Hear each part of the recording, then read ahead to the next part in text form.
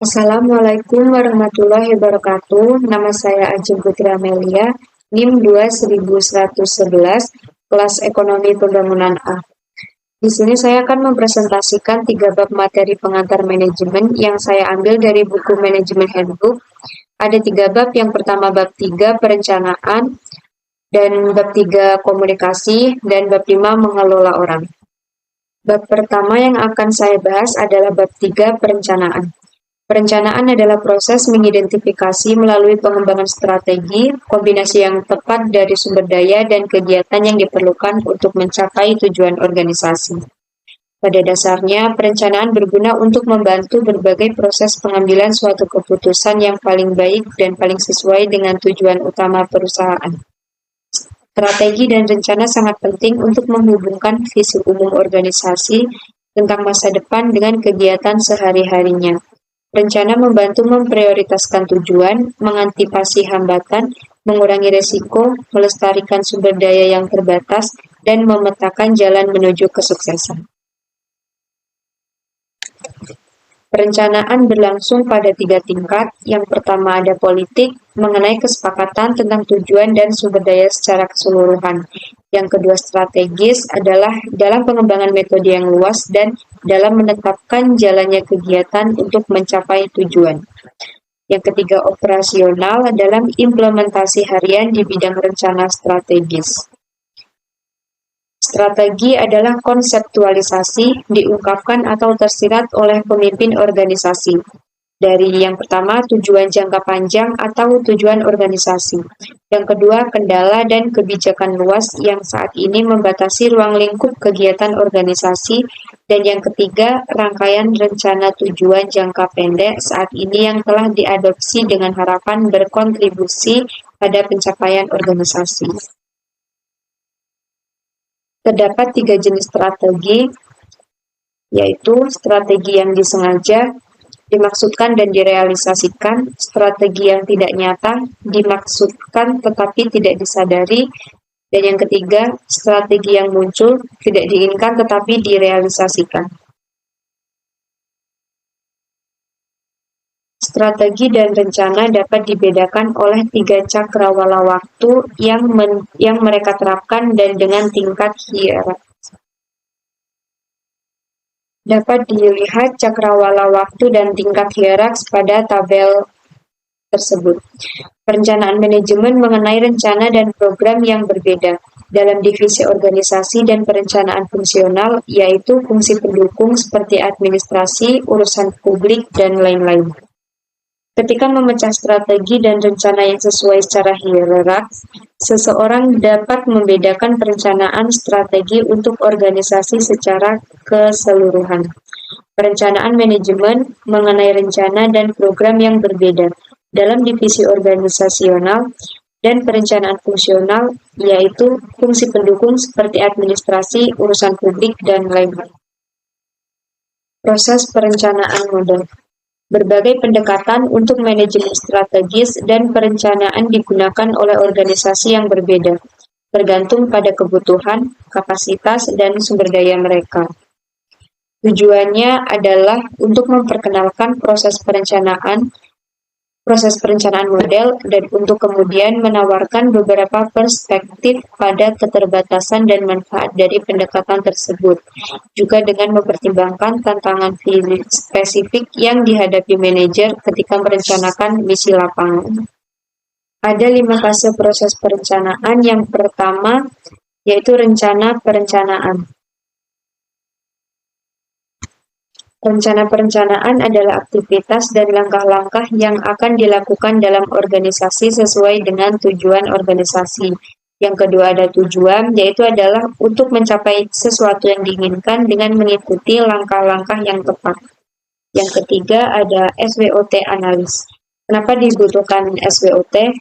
Hal ini disebabkan karena analisa SWOT menyediakan suatu informasi yang mendalam tentang kondisi internal perusahaan dan lingkungan eksternal yang dihadapi perusahaan, sehingga perusahaan akan mempunyai gambaran tentang keputusan strategis apa yang akan diambil selanjutnya. Yang keempat ada perumusan strategi. Perumusan strategi adalah pengembangan rencana jangka panjang untuk mengelola secara efektif peluang-peluang dan ancaman yang terdapat dalam lingkungan eksternal, dan memfokuskan pada kekuatan dan kelemahan internal perusahaan. Dan yang kelima ada implementation. Implementation adalah dokumen yang menguraikan langkah yang harus diambil tim untuk mencapai goal atau strategi bersama. Dalam proses perencanaan proyek harus ada keterlibatan dari semua stakeholder dan semua anggota yang terkait perencanaan perusahaan. Kita juga bisa menerima masukan dari luar seperti para fasilitator, karena fasilitator diperlukan karena agar bisa tetap netral dalam memandu sebuah proses diskusi. Fase penetapan tujuan. Setelah menyelesaikan tahap persiapan, tujuan keseluruhan untuk organisasi harus ditentukan. Ada 4 komponen kunci dari fase penetapan tujuan: misi, visi, tujuan, dan tujuan suatu organisasi. Bersama ini meresepkan banyak aspek masa depan organisasi. Akibatnya harus ditetapkan dengan jelas apa yang ingin dicapai suatu organisasi. Pernyataan misi mendefinisikan organisasi secara keseluruhan. Pernyataan misi harus berisi 3 elemen, yaitu tujuan organisasi, bisnis, dan nilai-nilainya. Yang pertama ada measurable, yaitu termasuk angka atau hasil yang dapat diukur terhadap keberhasilan. Yang kedua ada signable, menetapkan tanggung jawab kepada setiap orang atau grup. Yang ketiga ada realistik, hanya mempertimbangkan apa yang sebenarnya dapat dicapai. Keempat time bound, yaitu memiliki tanggal mulai dan akhir.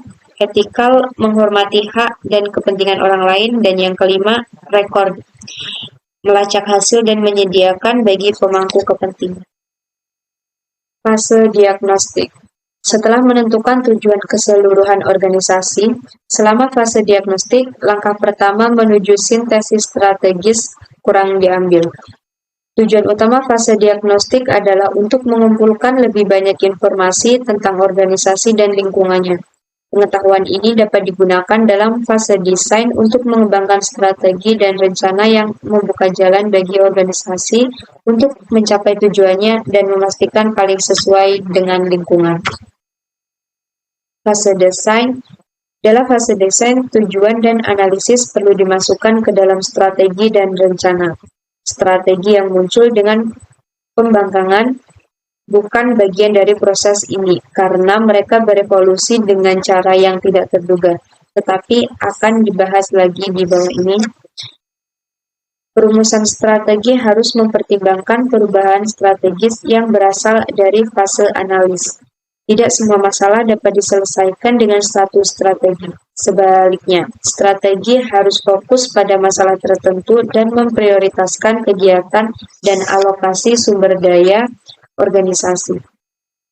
Fase implementasi. Tentu saja, rencana hanya berguna jika digunakan dan diimplementasikan. Rencana yang disusun dengan baik sering dibuat tidak relevan karena eksekusi yang buruk atau tidak lengkap. Secara umum, sangat penting bahwa tanggung jawab untuk mengawasi pelaksanaan rencana ditugaskan dengan jelas. Selain memperjelas tanggung jawab pengawasan, tugas pelaporan reguler jika harus ditetapkan. Laporan tentang kemajuan implementasi rencana atau kekurangannya adalah indikator awal yang penting untuk mengevaluasi keberhasilan misi. Tahap evaluasi. Tahap evaluasi adalah elemen yang mengubah proses perencanaan linear menjadi siklus perencanaan. Laporan rutin evaluasi strategi yang sedang berlangsung oleh staf di semua tingkat organisasi diperlukan agar dapat beradaptasi dan memperbarui rencana.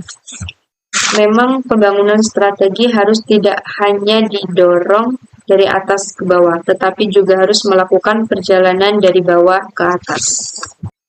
Dan bab 4, komunikasi.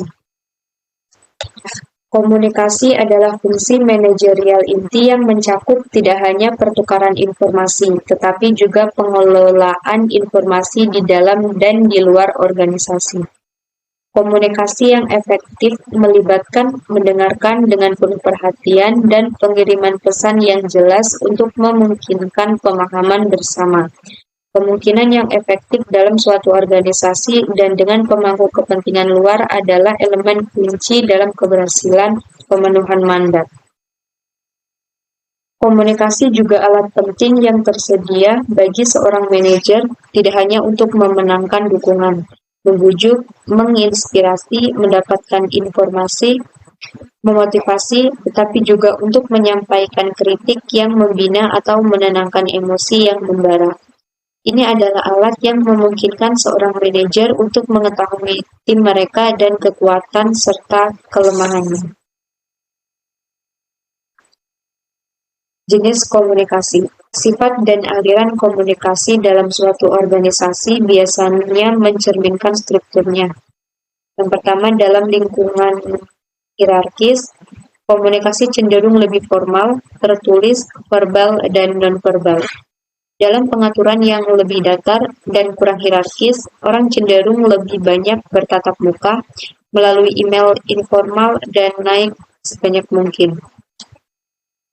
Membangun kepercayaan. Kepercayaan adalah blok bangunan komunikasi yang efektif. Seorang manajer dapat membangun kepercayaan dengan timnya dengan memberi mereka informasi dan mendorong mereka untuk berbagi dan mendiskusikan informasi secara terbuka. Kepercayaan dapat dibangun melalui berbagai metode komunikasi, tergantung pada situasi dan audiens. Dalam berkomunikasi dengan individu, percakapan satu lawan satu dan kebijakan pintu terbuka adalah elemen penting dalam membangun komunikasi.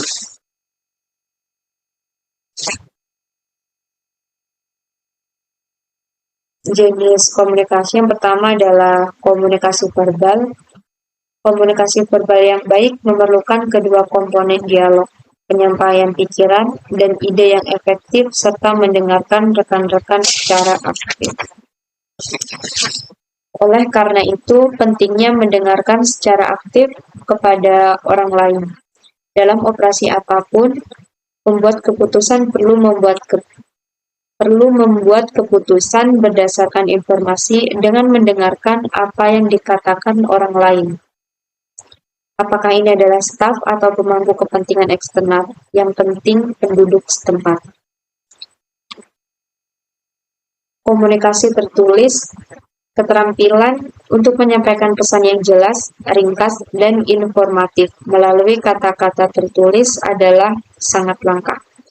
Mengingat tuntutan komunikasi sehari-hari dalam misi lapangan, keterampilan menulis yang baik akan selalu penting bagi manajer yang sukses.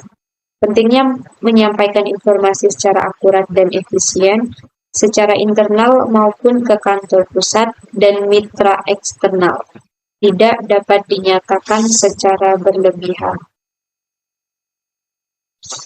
Yang ketiga, komunikasi eksternal. Komunikasi eksternal adalah proses komunikasi antara sebuah organisasi dengan pihak-pihak organisasi dengan pihak di luar organisasi atau publik eksternal. Misi lapangan memiliki petugas informasi publik atau PIO yang secara resmi bertanggung jawab atas hubungan eksternal. Namun, dalam lingkup mandat masing-masing, personel misi lapangan berinteraksi dengan sejumlah pemangku kepentingan eksternal yang berbeda setiap hari, mulai dari otoritas nasional dan lokal, partai politik, dan organisasi masyarakat sipil, hingga kemanusiaan internasional. Dan yang keempat, komunikasi lintas budaya. Komunikasi lintas budaya ini merupakan proses komunikasi yang dilakukan oleh dua kebudayaan atau lebih, sehingga bisa saling memahami dan mengetahui apa yang dibicarakan. Komunikasi lintas budaya yang sukses membutuhkan mendengarkan aktif, pengamatan yang tajam, dan penerimaan perbedaan untuk mengelola dan mendapatkan hasil maksimal dari sebuah tim. Sangat penting untuk mengatasi kesenjangan budaya dasar dan bagaimana menempatkan wawasan ini ke praktikal.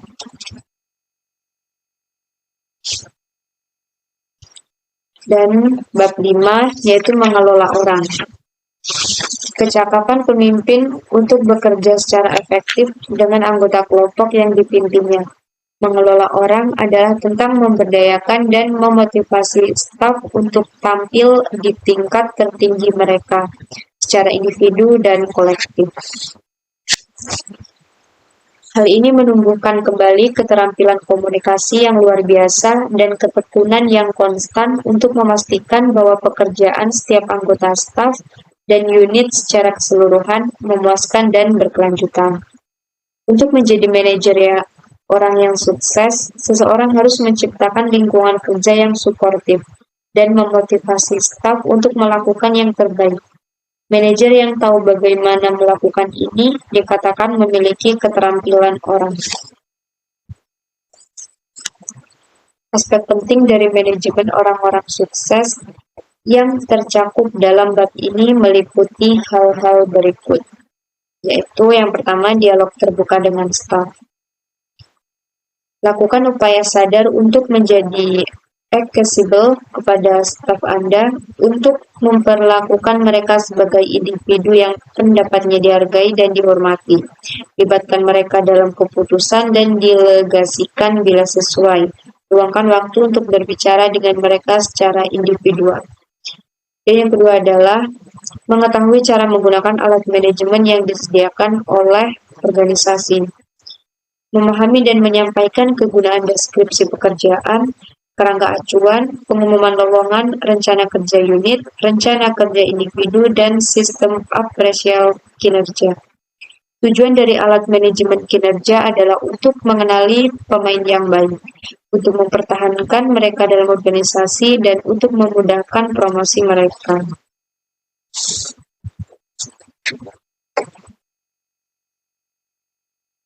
Yang ketiga, mengetahui cara menghubungkan kinerja dengan insentif positif dan konsekuensi negatif. Cari cara untuk menghargai yang baik, tulis email ucapan selamat, atau kenali staf secara publik untuk pekerjaan yang dilakukan dengan baik. Mendokumentasikan kinerja yang buruk dalam alat formal seperti IPES dan rencana peningkatan kinerja. Dan yang keempat, menghormati kehidupan pribadi staf. Pahami bahwa staf nasional dan internasional memiliki kehidupan di luar kantor dan stasiun tugas, dan waktu istirahat untuk meningkatkan performance di tempat kerja. Dorong staf untuk mengambil hak cuti dan istirahat dan pemulihan mereka. Pemberdayaan melalui informasi.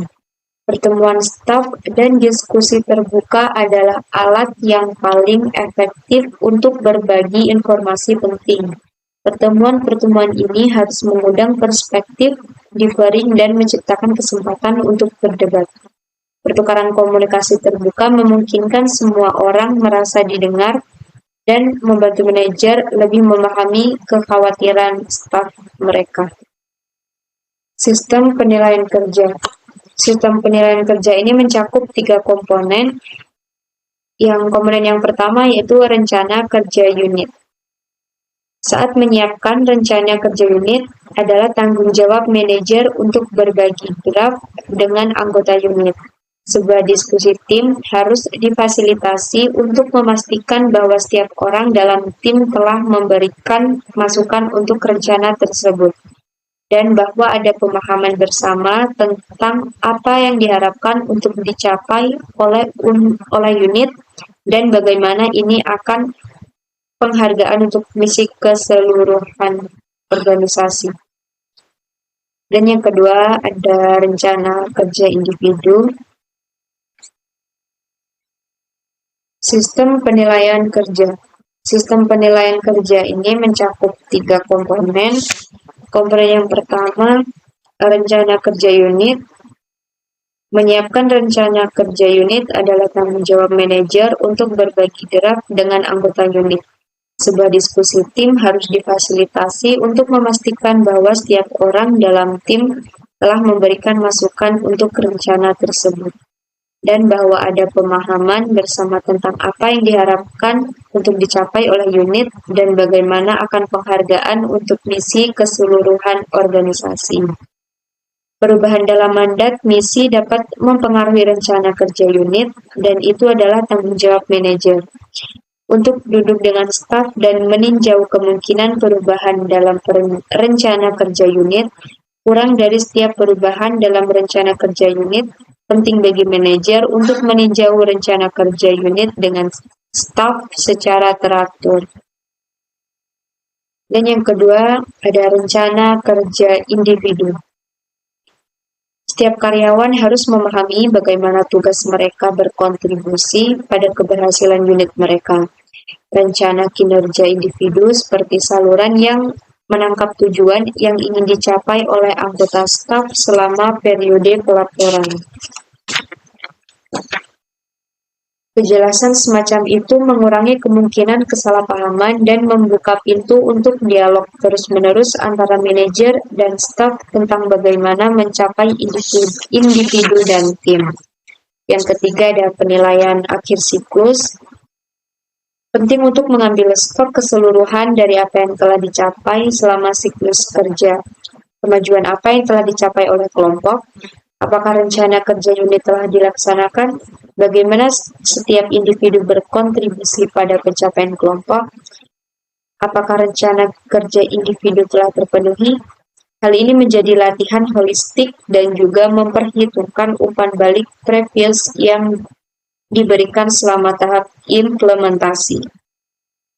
Untuk cukup selama tinjauan titik tengah, dengan demikian harus ada pencakapan yang saling pengertian antara manajer, unit, dan staf tentang pencapaian periode sebelumnya. Bagaimana cara mengelola kinerja? Memberikan panduan yang jelas dan kriteria kinerja yang terukur dengan beberapa pengecualian. Karyawan ingin unggul dalam pekerjaan mereka, mengharapkan kontribusi mereka untuk proyek yang akan diakui, dan ingin supervisor mereka untuk mengenali kinerja mereka. Dengan demikian, manajer perlu menjelaskan dengan jelas harapan mereka untuk staf mereka. Ketika karyawan tidak jelas tentang apa yang seharusnya mereka lakukan, itu dapat menciptakan spiral kurang berprestasi dan miskomunikasi. Hal ini dapat dihindari jika waktu didedikasikan untuk menjelaskan dengan jelas kepada staf apa yang mereka harapkan untuk mencapainya. Manajer harus mencari dan menyediakan pelatihan khusus untuk staf terbaik mereka. Pelatihan semacam ini meningkatkan daya jual seseorang untuk posisi masa depan. Pelatihan juga merupakan kesempatan untuk bertemu rekan-rekan dari stasiun tugas lain dan membuat jaringan untuk membantu menemukan posting berikutnya. Membangun reputasi seseorang adalah cara lain untuk menghargai performance. Mengungkapkan pujian kepada manajer di luar unit kerja mungkin tidak pernah berhasil kembali ke anggota staf, tetapi bisa sangat penting. Pada dasarnya ini adalah bagaimana reputasi dibangun dan karir dibuat.